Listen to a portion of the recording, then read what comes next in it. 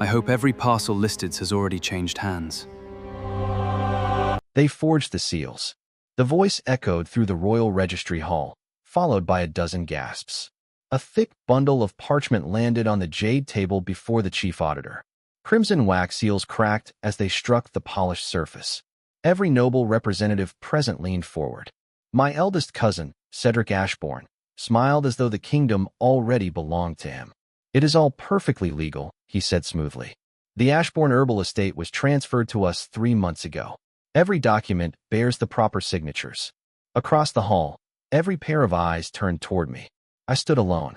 No advocate, no family, no servants wearing my crest. Only the dark green robe of an estate keeper, still stained with mountain dust. Cedric spread his hands dramatically. "My cousin has become unstable since grandmother's death. He refuses to accept reality."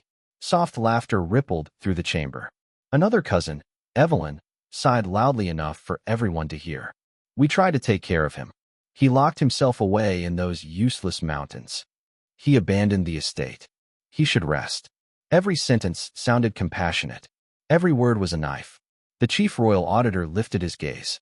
"Lord Rowan Ashbourne." His calm voice silenced the hall. "These nobles claim you willingly relinquished ownership of your grandmother's lands." He tapped the stack of contracts. "Do you dispute their authenticity?" I looked at the papers. My own handwriting appeared on several pages. My personal seal rested beneath each signature. Beautiful work. The finest document forger in the capital had earned every silver coin Cedric paid him. "I don't." Whispers exploded around the room. Cedric blinked. He had expected shouting, accusations, desperation. Instead, I simply folded my hands behind my back. I recognized those signatures. Even the auditor frowned. Cedric's smile slowly returned. "You see?" He laughed. "My dear cousin finally accepts the truth." The old auditor studied me for several long seconds. "You have nothing further to say?" "I do." I met Cedric's eyes. "I hope every parcel listed in those contracts has already changed hands." His smile faltered. "What?"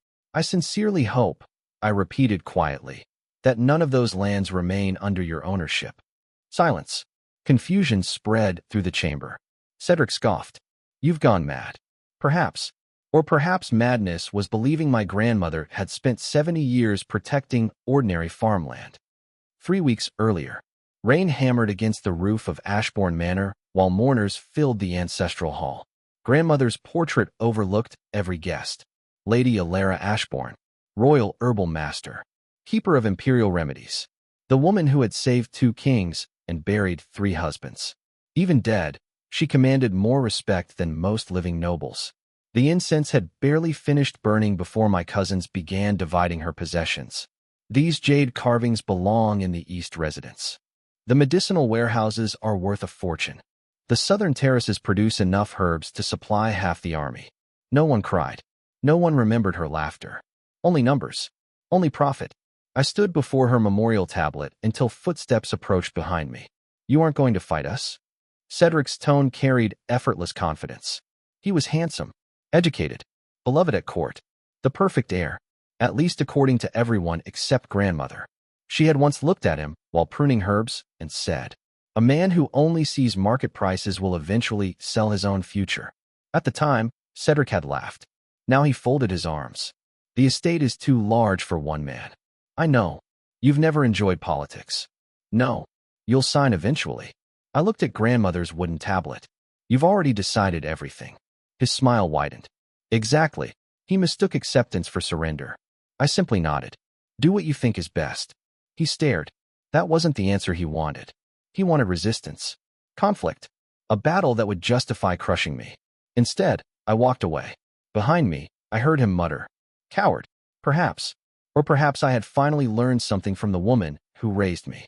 Grandmother never argued with weeds. She removed them at the root. Late that night, I entered the oldest wing of the estate carrying nothing but a lantern. Most servants believed the building abandoned. Dust covered the shelves. Spiderwebs draped ancient cabinets. Only one room remained perfectly clean. Grandmother's study. Her writing desk waited beside an open window overlooking the western mountains. Every drawer had already been searched. Every cabinet emptied. My cousins had been thorough, just not observant. I knelt before the stone floor beneath her chair. There, the smallest crack in the carved lotus pattern, exactly where she had shown me 12 years earlier. If greed ever enters this family, she had whispered, never protect the house. She had pressed my tiny hand against the stone. Protect the valley. The hidden compartment opened with a soft click. Inside rested no gold, no jewels, only a faded map, a bronze key, and a sealed letter bearing my name. My fingers trembled as I broke the wax. Her handwriting flowed across the paper with the same elegance I remembered. Rowan, if you are reading this, then our family has already chosen wealth over wisdom. Do not stop them. The mountains decide who deserves their gifts. A second sheet slipped free. It contained no farewell, only coordinates, ancient boundary markers, forgotten royal decrees, and one sentence written larger than all the rest. The Healing Valley has never belonged to the Ashbourne estate. I stared at those words until the candle burned low. Not belonged. Then what had grandmother truly inherited? And why had she spent decades pretending otherwise? Outside, thunder rolled across the mountains. For the first time since her death, I smiled. The mountain mist swallowed sound. Even the hooves of my horse seemed reluctant to disturb the silence as dawn spread across the western range. Grandmother had always forbidden the servants from following her here. Medicinal herbs dislike crowds, she would joke. I had believed her. Now I understood she had been protecting something far greater than rare plants. The map guided me through forgotten hunter trails until broken stone pillars emerged from the fog. Ancient boundary markers, each engraved with the crest of the first royal dynasty. I brushed moss from one pillar. A faded inscription appeared. Royal Sanctuary. Unauthorized harvesting punishable by death. My heartbeat slowed. The valley wasn't family property. It had once belonged directly to the crown. How had everyone forgotten? Or had someone deliberately erased its history? The bronze key fit a weathered iron lock hidden beneath tangled vines. With a loud crack, the rusted gate opened inward. The air changed immediately. Cooler, cleaner, fragrant. Thousands of unfamiliar herbs carpeted the valley floor. Blue blossoms shimmered beneath morning dew. Silver vines climbed ancient cedar trees. Crimson flowers I had seen only in grandmother's handwritten journals bloomed untouched. No wonder she had never spoken openly about this place. One merchant would kill for a single basket of these herbs. An army would slaughter villages to possess the valley itself. You found it. The voice came from behind me. I turned sharply. An old man carrying a bamboo basket stepped onto the path. His beard reached his chest. His patched robe looked no different from any wandering herbal gatherer's. Yet his eyes missed nothing. I wondered how long it would take. You knew my grandmother. I owed her several decades of peace. He smiled faintly. And now I owe that peace to you. I instinctively bowed. My name is Rowan. I know.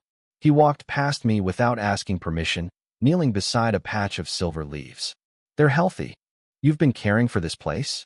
Watching. He corrected me gently. The valley doesn't belong to people. His fingers brushed a leaf. We merely borrow its trust. The words sounded exactly like something grandmother would have said.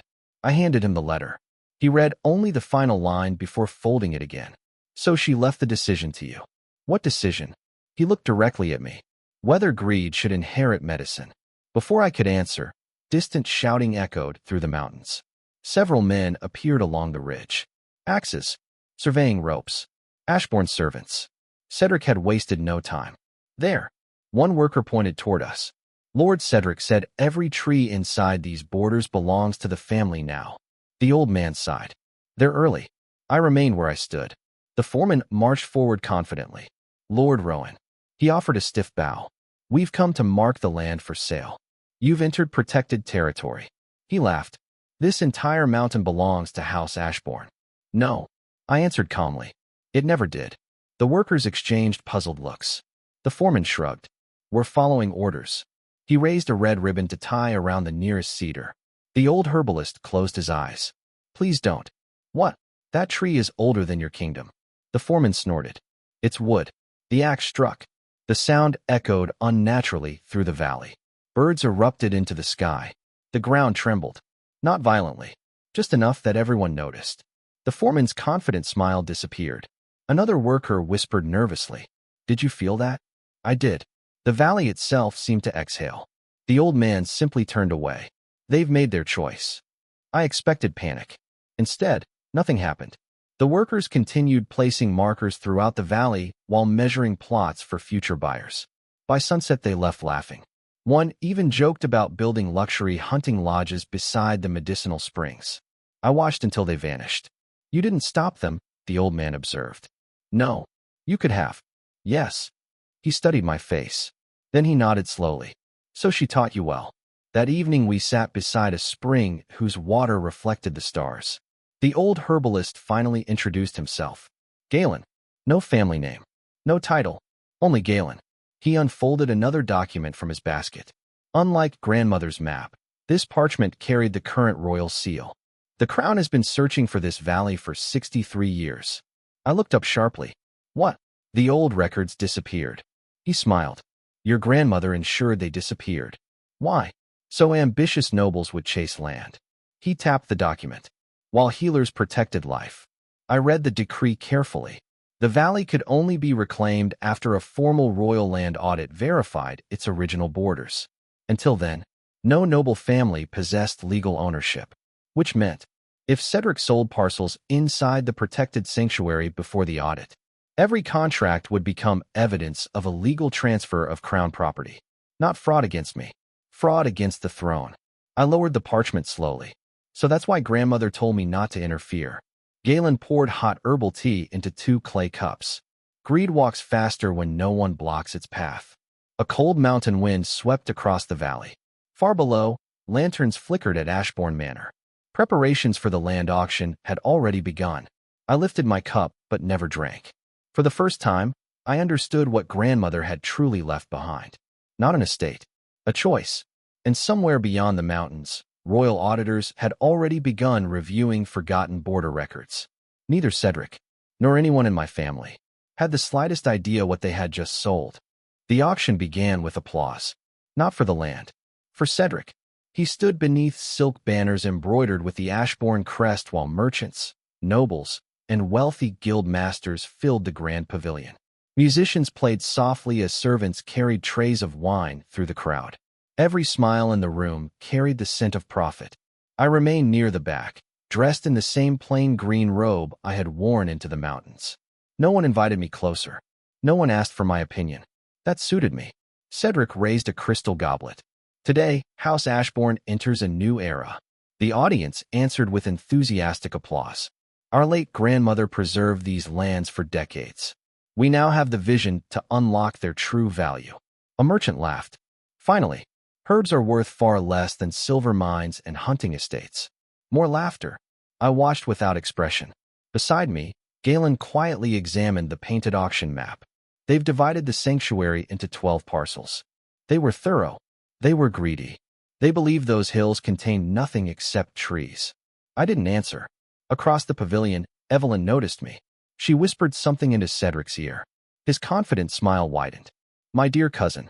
His voice echoed across the gathering. Why stand so far away? Hundreds of eyes turned toward me. You are family. I am. Come. He gestured dramatically. Join us. I walked forward without hurry. The crowd parted. Some nobles nodded politely. Others stared with open curiosity. Rumors had already spread. The forgotten grandson. The failed heir. The man who had surrendered everything without a fight. Cedric draped an arm across my shoulder. Everyone should know that Rowan fully supports today's sale. Several merchants looked relieved. One elderly count asked, "There will be no inheritance dispute?" Cedric smiled. None whatsoever. He looked at me. Isn't that right? Every gaze settled upon me. I could have challenged him, demanded an investigation, started a scandal. Instead, I hope today's buyers are satisfied with their purchases. The words sounded harmless. The audience relaxed. Cedric laughed loudly. So gracious. Only Galen, standing near the entrance, lowered his eyes to hide a faint smile. The auction continued. Parcel after parcel sold for astonishing prices. Northern Ridge, Emerald Brook, Cedar Heights, Moonstone Valley. Every name grandmother had carefully recorded on her map. Every boundary inching closer to the hidden sanctuary. A royal minister placed the highest bid. 3 influential merchant guilds competed fiercely over the western slopes. Even foreign traders joined the bidding. Gold changed hands faster than ink could dry. The chief registrar stamped every contract with official approval. Cedric looked invincible. By sunset, more wealth had entered the Ashbourne treasury than our family had earned in 20 years. The celebration began immediately. Music, fireworks, wine, laughter. Only I noticed the royal courier riding through the eastern gate. He carried a black leather dispatch case. The emblem upon it belonged to the Ministry of Land Affairs. He didn't enter the celebration. He delivered the sealed message directly to Cedric. I watched my cousin's expression. Confidence, curiosity, then irritation. What nonsense. He unfolded the letter again. Evelyn leaned closer. What is it? Routine inspection. She frowned. Now. Cedric shrugged. Apparently, the Royal Land Audit will inspect every estate transferred within the last year. Several merchants overheard. One chuckled. Normal procedure.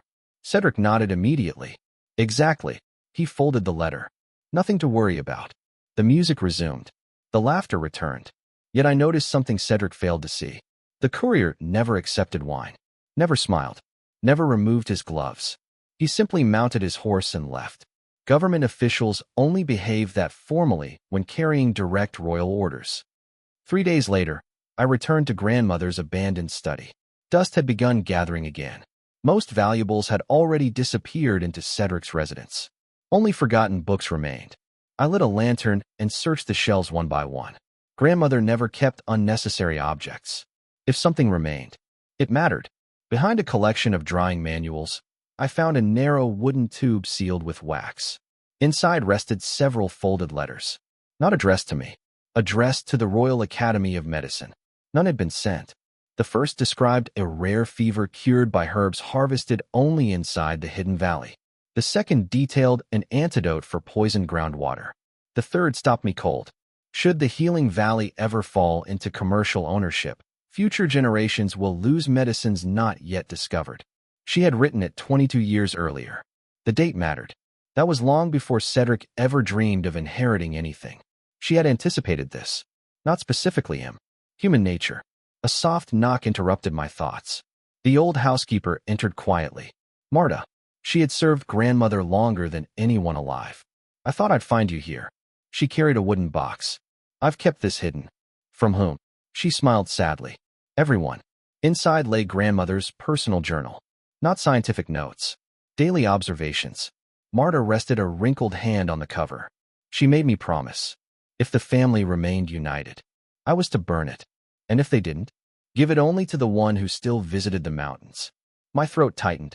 Grandmother had known. Even then, she had known exactly who each of us would become.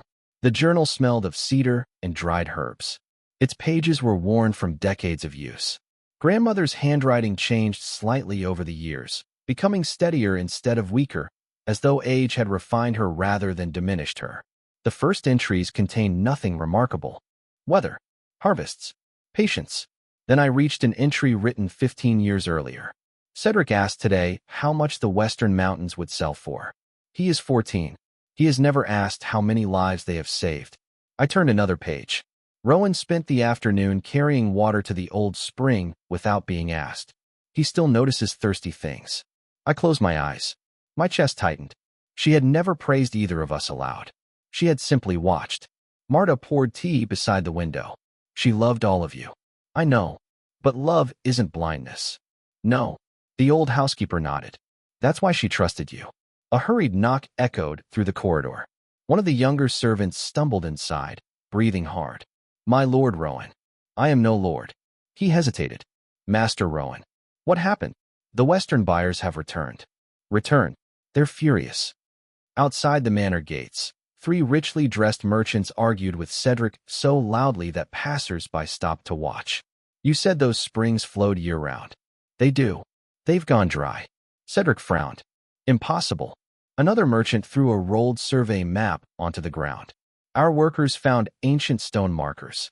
So every engineer refuses to build there. Superstitious fools. The merchant's face reddened. Not superstition. He pointed toward the map. The markers carry old royal warnings. Silence. Only for a moment. Cedric laughed. Old stones frighten grown men.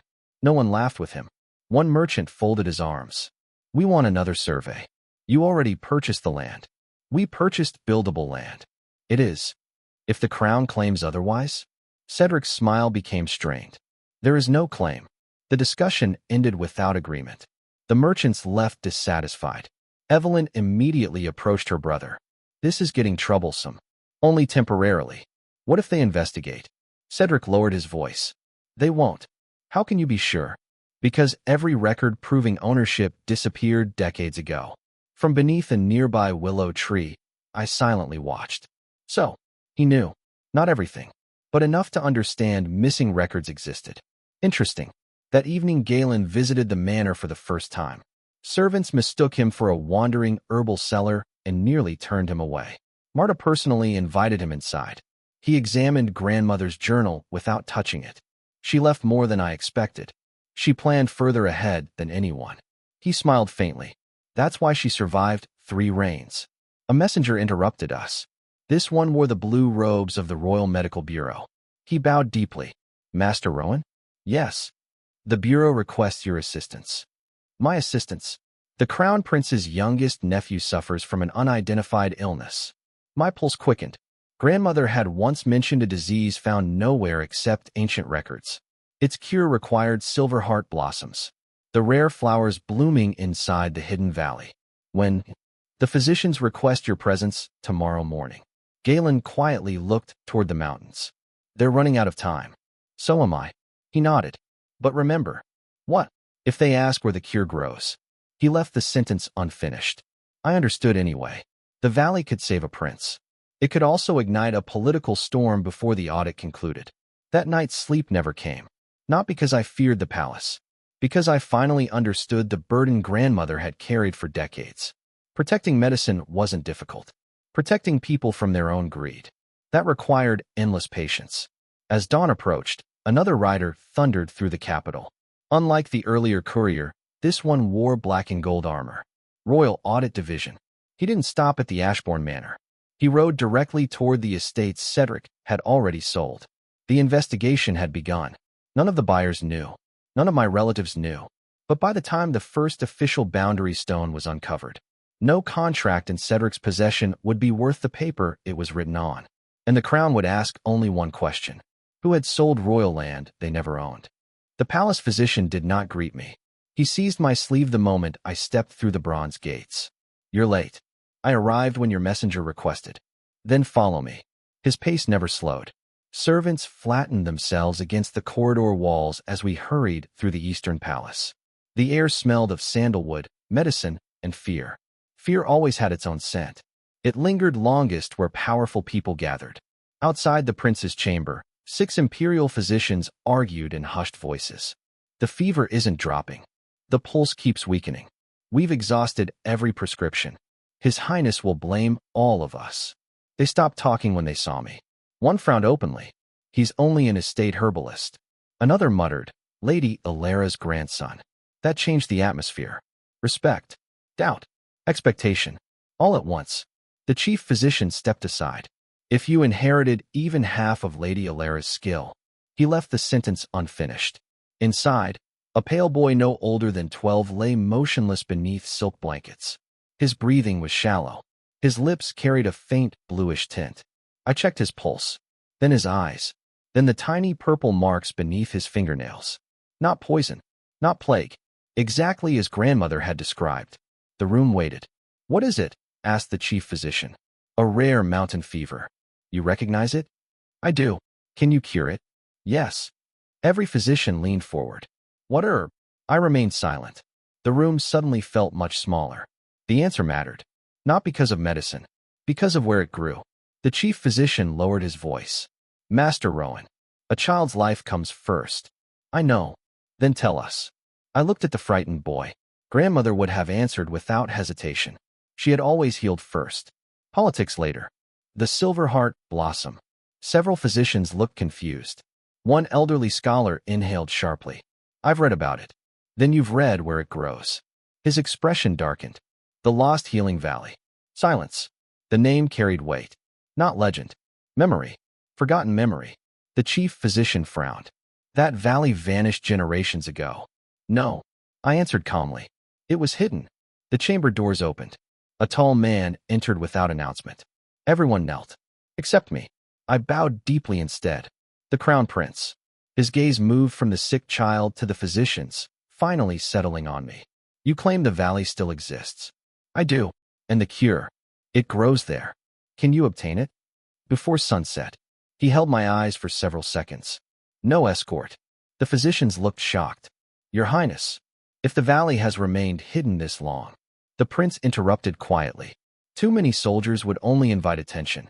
He looked back at me. Bring back the medicine. I will. And Master Rowan. Yes. If what you said proves true. His expression became unreadable. Someone has hidden far more than herbs from the crown. The valley welcomed me with silence. Morning sunlight filtered through ancient cedars while silver heart blossoms swayed beside the spring. Galen was already waiting. You came. A child needs them. I know. He handed me a woven basket. Take only what you require. I carefully harvested 12 blossoms. No more. Grandmother's rule. Medicine should never become greed disguised as kindness. As I finished, distant hammering echoed across the valley. Construction. I climbed a nearby ridge. Several buyers had already begun clearing forests near the sanctuary boundary. Workers drove stakes into sacred ground. Engineers argued over maps. None realized where they stood. One overseer cursed loudly. These boundary stones make no sense. Another replied. They don't match the land deeds. I watched quietly. One young surveyor knelt beside an ancient marker. He brushed away dirt, then froze. Foreman. What? This carries the first royal seal. The foreman laughed. Impossible. The surveyor didn't answer. Instead, he uncovered another marker. Then another, each bearing the same forgotten emblem. Within minutes, the laughter disappeared. No one swung an axe anymore. Workers began whispering among themselves. One finally mounted his horse and galloped toward the capital. I didn't stop him. Consequences always traveled faster than accusations. Galen appeared beside me. The first pebble. The avalanche follows. He nodded. Exactly. The prince's nephew opened his eyes just before midnight. The fever had broken. Relief swept through the palace like spring rain. Servants cried openly. The physicians who had doubted me bowed with genuine respect. The chief physician clasped both my hands. I owe you an apology. No, you do. I owe Lady Alera one. He smiled sadly. She trained us to recognize plants. You inherited her judgment. I inherited her patience. The chamber doors opened once more. The crown prince entered quietly. His nephew was sleeping peacefully now. He looked healthier than he had that morning. The prince turned toward me. You asked for nothing. I came to heal. Most men would ask for land. The irony nearly made me smile. I already have enough responsibility. His eyes narrowed slightly. You speak as though you expected today's events. I expected illness. And the valley? I expected truth. The prince walked to the window. Moonlight illuminated the palace gardens. The royal audit has uncovered 37 ancient boundary stones. I remained silent. They all identify the Western Sanctuary as protected crown land.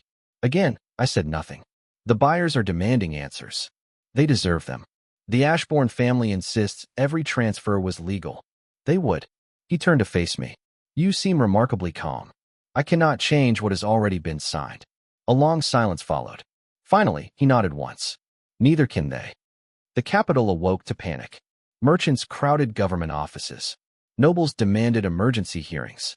Surveyors raced between estates carrying revised maps. Rumors spread faster than official announcements. The Western sale may be invalid. No. Worse. They sold protected royal territory. By noon, every tea house buzzed with speculation. At Ashbourne Manor, the atmosphere was very different. Cedric slammed both hands onto his desk. This is impossible. Stacks of contracts scattered across the floor. Evelyn paced nervously. The buyers are threatening lawsuits. They'll calm down. They've already petitioned the crown. They're bluffing. A servant entered, pale-faced. My lord. What? The royal audit requests every original inheritance document. Cedric stopped moving. When?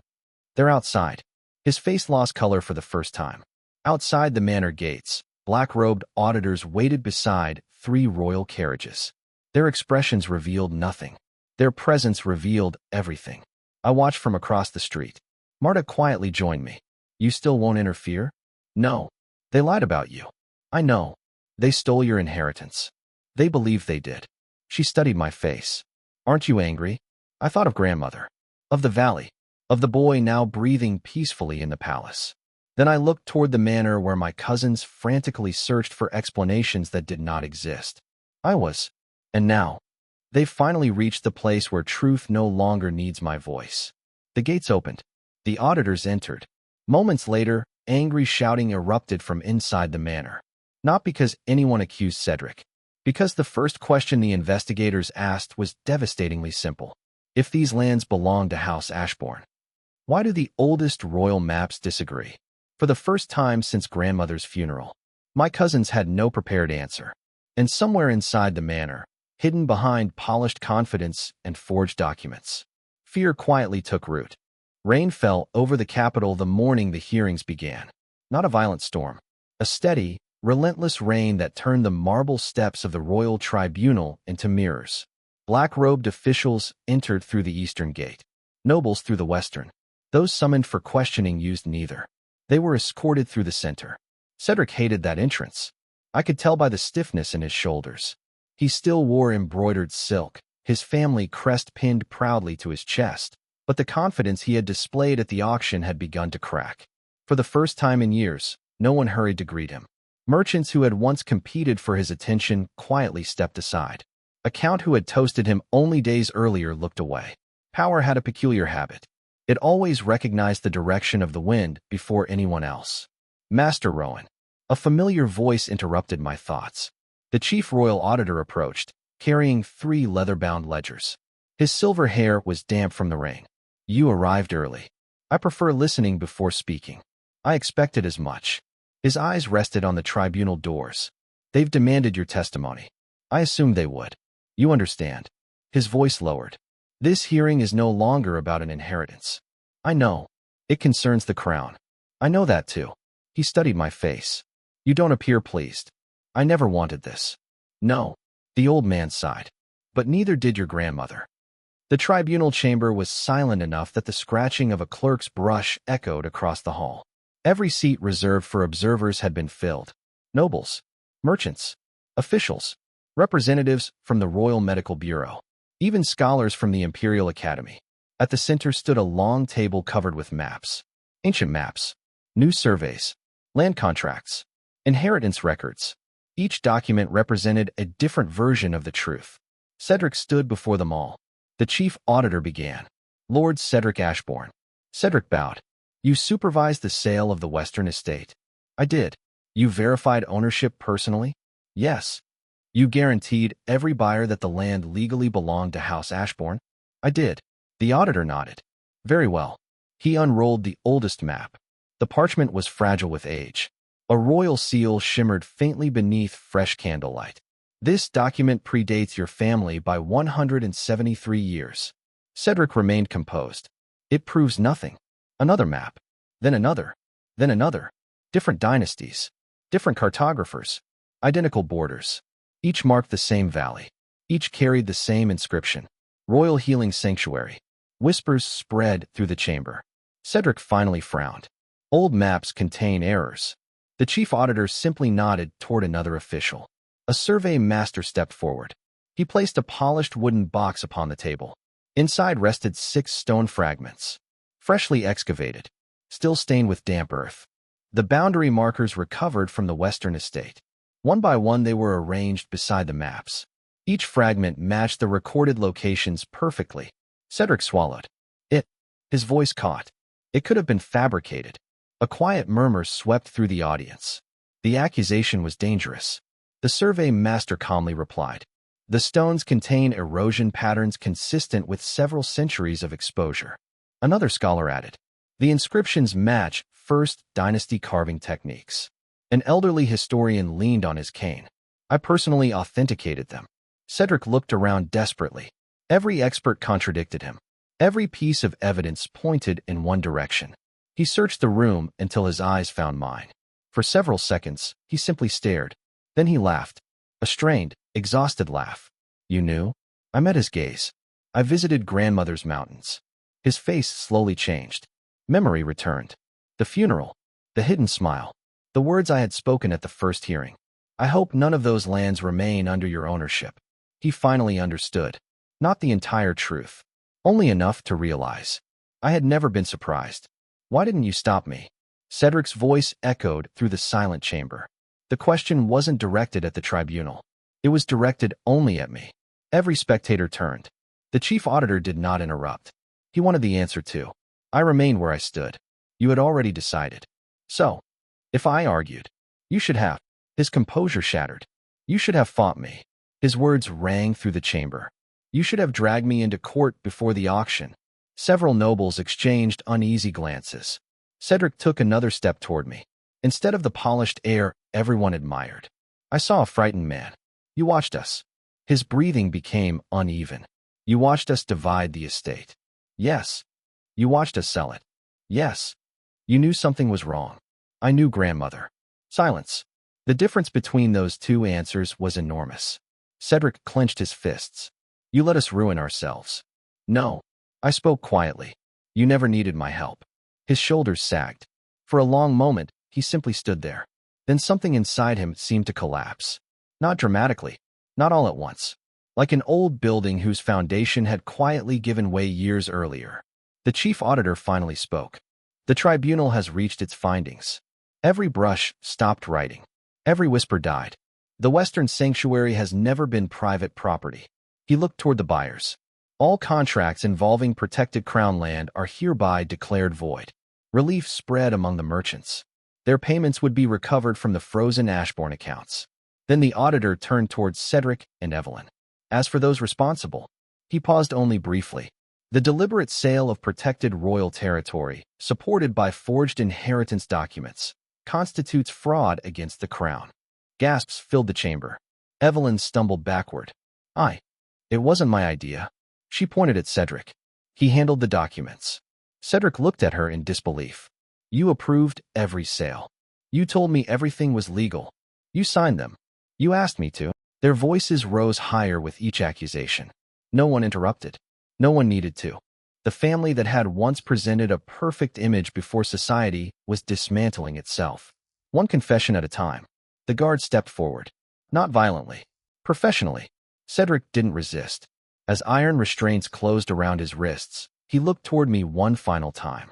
I hated that grandmother trusted you. His voice was almost calm now. I thought she chose favorites. I said nothing. He laughed bitterly. She wasn't choosing between grandchildren. He lowered his head. She was choosing between values. The guards led him away. The heavy doors closed behind him. The sound echoed through the tribunal. Final. The crown prince rose from his seat among the royal observers. The healing valley shall remain protected. His gaze swept across the chamber. A permanent royal herbal conservatory will be established under the supervision of those who understand its purpose. Then he looked directly at me. Master Rowan Ashbourne. I bowed. The crown asks only one question. The chamber grew still. Will you accept its care? I thought of grandmother tending herbs before sunrise. Of Galen waiting beside the spring. Of Marta guarding an old journal for decades. I smiled for the first time since the funeral. I will protect what was never meant to be owned. The crown prince inclined his head. So ordered. Outside, the rain finally stopped. Sunlight broke through the clouds and spilled across the palace steps. Inside the tribunal, the Ashbourne name had fallen. But in the western mountains, the valley had finally come home. Morning sunlight settled gently over the valley. No guards shouted orders. No merchants measured boundaries. The red ribbons marking future construction had disappeared, replaced by small wooden signs carved with a single symbol. A sprouting leaf. The new crest of the Royal Herbal Conservatory. I walked through the narrow stone path grandmother had worn smooth over decades. The silence felt different now. Not lonely. Peaceful. Birdsong returned to the cedars. The spring flowed without interruption. Even the silver heart blossoms seemed brighter after weeks of turmoil. Galen was repairing a weathered wooden bridge when he noticed me. You've been awake since before dawn. So have you. He chuckled. I've been awake before dawn for 60 years. I took the hammer from his hand. I'll finish this. You've become difficult. I learned from my teacher. He laughed softly. Then she taught you well. For several minutes we worked without speaking. Grandmother had always believed shared silence revealed more about people than endless conversation. Finally, Galen rested against the railing. The crown sent another letter. I expected one. They're requesting additional physicians. I expected that too. What didn't you expect? I looked across the valley. Children from nearby mountain villages were gathering herbs under the guidance of elderly healers. Not harvesting for profit. Learning. Observing. Respecting. This. Galen followed my gaze. They trust you. I haven't earned that. You have. No. I smiled faintly. I've only inherited responsibility. The Royal Herbal Conservatory officially opened 1 month later. There was no extravagant ceremony. No fireworks. No noble banquet. Instead, physicians arrived carrying notebooks instead of swords. Apprentices carried watering buckets. Scholars carried old manuscripts. The Crown Prince had kept his promise. The valley belonged to no individual. Its knowledge belonged to the kingdom. As visitors entered, every person received the same instruction carved into the entrance gate. Take only what can grow again. Several younger scholars paused to copy the words. An elderly physician touched the carving with trembling fingers. Lady Alara wrote this. You recognize her handwriting? I studied under her. He smiled sadly. She used to say medicine begins with restraint. The conservatory slowly filled with life. Research halls replaced abandoned sheds. Drying rooms stored herbs carefully labeled with grandmother's notes. The hidden spring became a teaching site for apprentices. Every improvement respected the valley instead of reshaping it. Watching everything unfold, I finally understood something grandmother had never explained. She had never wanted the valley to remain secret forever. Only until someone valued healing more than ownership. The secrecy had never been the goal. It had been the test. Late one afternoon, Marta arrived carrying another wooden box. You've been hiding more things. She smiled without denying it. I promised your grandmother I would release them slowly. How many promises did she leave behind? Enough to keep an old woman busy. Inside the box rested dozens of sealed envelopes. Each bore a different name. Former patients, village healers, royal physicians, even rival herbal families. What are these? Letters. I can see that. They're invitations. Invitations? Marta nodded. She wanted everyone reunited one day. I carefully opened the first. It contained research on drought-resistant medicinal plants. The second described techniques for preserving fragile roots. The third included observations from physicians living beyond the northern frontier. She had spent decades building a network. Not an empire. A community. She simply never revealed it. I looked toward the mountains. Even after death, grandmother was still bringing people together. Autumn arrived quietly. Golden leaves drifted across the valley paths while apprentices hurried between classrooms carrying baskets of freshly harvested herbs. Laughter echoed where arguments had once lived. The transformation felt almost unreal. One afternoon, a familiar carriage stopped outside the conservatory. Not royal. Not noble. A merchant's carriage. The elderly guild master who had nearly purchased the western slopes stepped out. He removed his hat before approaching me. I owe you an apology. You owe yourself honesty. He nodded. I thought your family was protecting wealth. They thought so too. I never asked why untouched land remained untouched. He looked around the valley. I only calculated profit. His shoulders lowered. I've spent my entire life buying things. And I never learned how to value them. He presented a small ledger. My guild wishes to fund scholarships. For what purpose? So poor children with talent can study medicine here. I accepted the ledger. Not because of the money. Because of the reason behind it. Consequences had reached even those who were never truly villains. People could change, if they allowed themselves to. As winter approached, the Crown Prince visited without announcement. Only 2 attendants accompanied him. No banners. No ceremony. He preferred seeing the valley as it truly was. Children hurried past carrying firewood. An apprentice nearly bumped into him before realizing who he was. The prince simply smiled. Careful. The terrified boy dropped to one knee. I am sorry, your highness. Stand. The prince gently helped him up. You'll spill the herbs. The boy blinked in confusion, then smiled. After the child ran off, the prince looked toward me. You've changed this place. I only uncovered what already existed. He walked beside the spring. The physicians report remarkable progress. They deserve the credit. The scholars disagree. They're generous. He laughed quietly. So was Lady Alara. For a while we listened to the flowing water. Finally, he spoke again. Do you know why I supported you? I assumed because the valley saved my nephew. Partly. He looked toward the distant mountains. But mostly because you never asked for ownership. I remained silent. The easiest way to identify a worthy guardian, he continued, is to offer him power. And if he reaches for responsibility instead, he smiled. The decision becomes simple. Before leaving, he handed me a small cedar box. Inside rested grandmother's royal appointment badge, perfectly preserved. We found this among the old palace archives. I held the badge carefully. On its back, barely visible beneath years of wear, she had engraved 3 words herself. Leave enough behind. Not wealth, not titles. Enough knowledge, enough kindness, enough courage, enough patience, so those who came after would need less suffering to become better people. Snow began falling as the prince's carriage disappeared down the mountain road. I stood beside the spring until the valley turned white. For the first time since grandmother's funeral, the silence no longer reminded me of loss. It sounded like peace waiting to be shared. The first crocuses broke through the snow on the morning the prison letter arrived. It bore no family crest, no wax seal, only the mark of the Royal Corrections Office. Marta set it beside my teacup without a word. He has written 3 times. I know.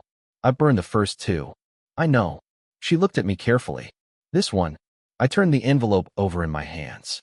The handwriting was unmistakable. Cedric's.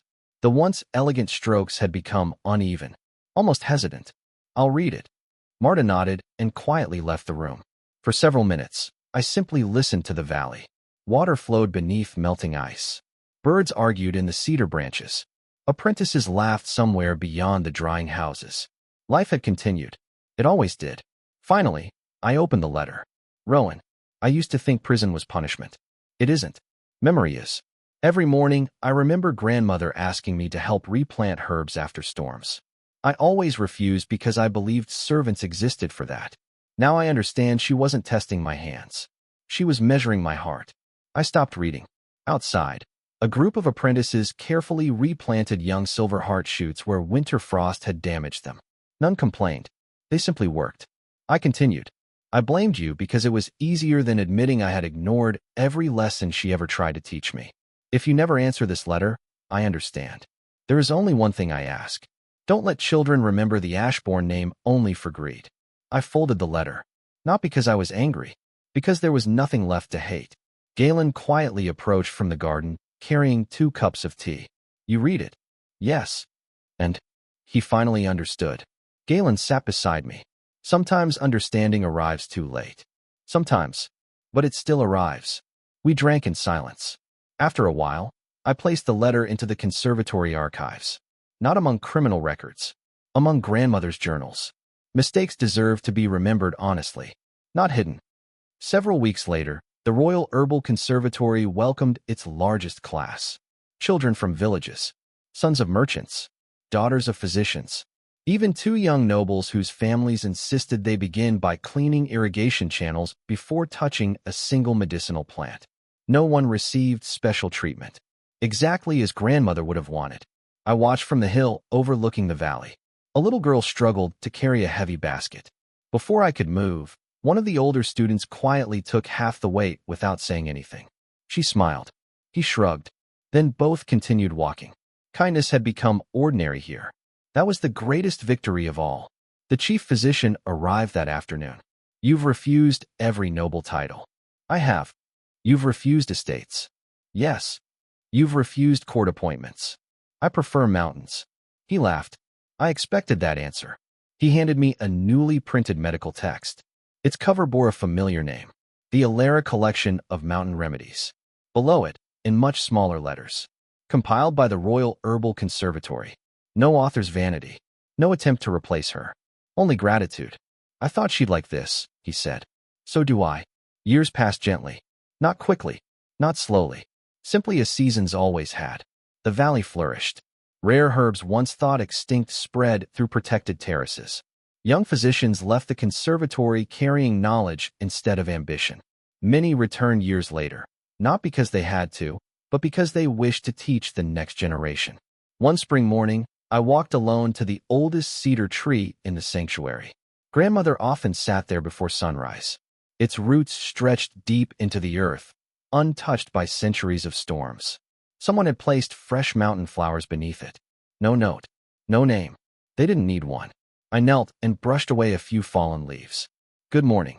The words escaped naturally, as though she were still somewhere nearby, trimming herbs and pretending not to listen. I smiled to myself. You were right. The wind stirred the branches overhead. Some answers never required voices. Footsteps approached behind me. It was the little girl who had once struggled with the heavy basket. She wasn't little anymore. She wore the robes of a physician now. Master Rowan, you finished today's rounds? Yes. She hesitated. May I ask you something? Of course. Why did you never reclaim the Ashbourne Manor? I looked toward the distant outline of the old estate. It still stood. The Crown had converted most of it into a public hospital for traveling healers. The grand banquet hall had become a treatment ward. The treasury stored medical supplies instead of gold. The family crest remained above the gate, not as a symbol of pride, as a reminder. I already reclaimed what mattered. She followed my gaze toward the valley, the land, the purpose. She thought quietly before nodding. I understand. I hope so. No. She smiled. I think I'm beginning to. As she walked back toward the conservatory, I remained beneath the cedar. The mountains looked exactly as they had when grandmother first brought me here as a child. Nothing about them demanded attention. Nothing boasted of greatness. They simply endured. A breeze carried the scent of silverheart blossoms across the valley. Once, powerful men had tried to own this place. In the end, none of them kept even a handful of its soil. The valley remained. The medicine remained. The people it healed remained. Consequences had written the ending that revenge never could. I rose slowly and began the familiar walk home. Children's laughter echoed along the stone paths. Water shimmered beneath the morning sun. Behind me, the ancient cedar stood quietly over the sanctuary, just as it always had. Some inheritances were measured in land, others in wisdom. Only one of them could survive the passing of generations.